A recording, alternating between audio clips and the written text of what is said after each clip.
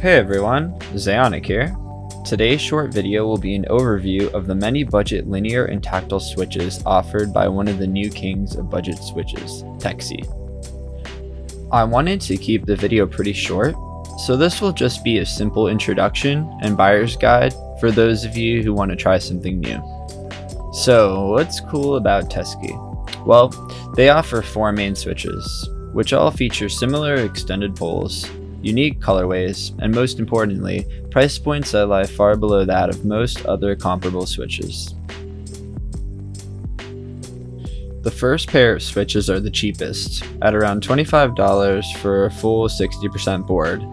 These don't seem to have official names, but are often referred to as the Purple Panda and the Carrot Switches due to their colorways.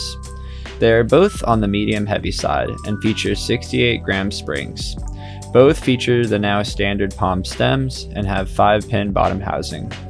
The housing is made of PME, which is not a material I've seen a lot of, but its quality seems very good in comparison to the more expensive brands out there. Both switches have very little stem wobble, and their stock scratchiness is comparable to most other similar switches, if not slightly less noticeable. However, as usual, these will perform best when lubed. As for comparisons, the Tecsee Tactile Switch has an extended pole very similar to the many Halo stem Panda switches out there, and seems to be meant as a budget alternative to those.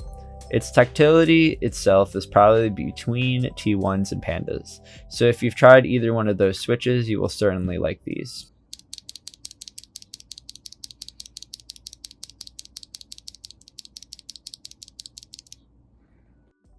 As for the Tecsee Linear switch, this might be the best source for budget extended pole stems that I have seen on the market. They are significantly longer than Gathering Creams and many other popular stock linear switches. The stem is long enough to protrude from the top housing, and it delivers a strong, decisive clack on its bottom out. It is smoother than NK Creams, Gathering Creams, and Yellow stock, which is a nice surprise. And they weren't as smooth as something like the Gazoo linears, but the fact that they are this smooth stock is still a very nice surprise.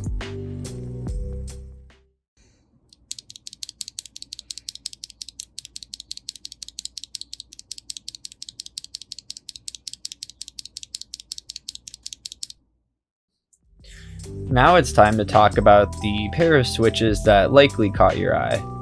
These are slightly more expensive, but still well under the typical going price at around $34 for a 60% board. Even just going by their aesthetics, this is probably well worth it to people who care about looks. Both the Ruby and the Sapphire variants are sprinkled with glitter and look really nice, especially for the price. Now, what makes these so much different from the first pair of budget switches by Tecsee? Well, these switches both feature a lighter bottom out weight of 63.5 grams, so they are significantly lighter feeling. These switches also use progressive springs, so their initial press weight feels very light and it progressively gets heavier as it reaches bottom out. To explain this, its initial press weight seems to be around 50 grams. Following that, it actuates at around 52 grams.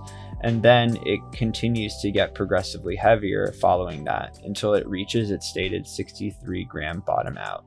This might sound strange, but this type of spring is meant to encourage lighter touch typing, but here it doesn't really feel much different beside the fact that the initial press feels moderately lighter than the rest of the press does.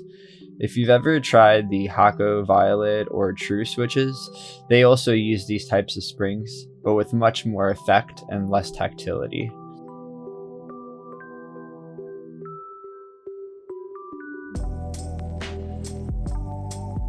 These switches all feature extended stem pole length, which seems to be the same regardless of which switch you choose. Because of this, the sound profile for both pairs of switches is very similar.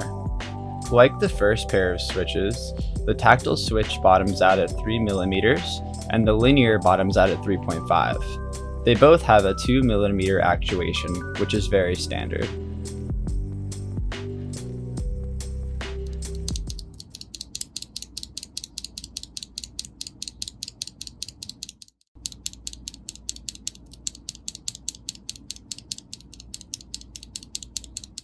In terms of tactility, the Sapphire Tactile Switch does still have the very familiar D-shaped tactile bump with no pre-travel that the Purple Panda does, but the bump does feel slightly less strong than the typical JWK Duroc and Panda variants, including the Purple, and that may be due to the progressive spring and the lower spring weight.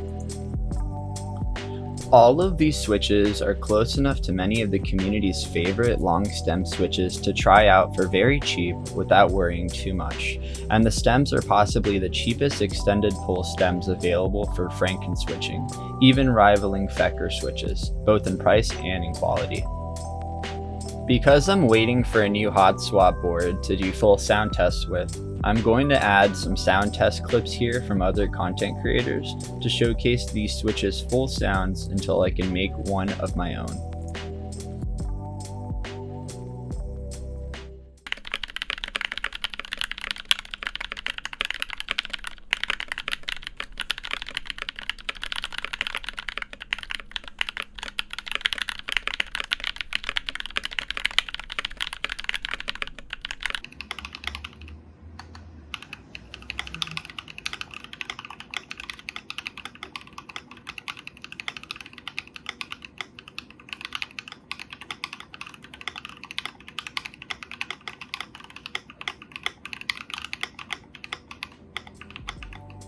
Alright everyone, well thanks for watching this Tecsee switch overview. I'm hopefully going to be having some new sound tests for the Purple Pandas, the Carrots, and both of these sparkly switches very soon as my hot swap board gets here at the end of the week. If you're not subscribed, I usually do build videos, reviews, and some tricks and tips, so subscribe if you're not, and I'll see you in the next video.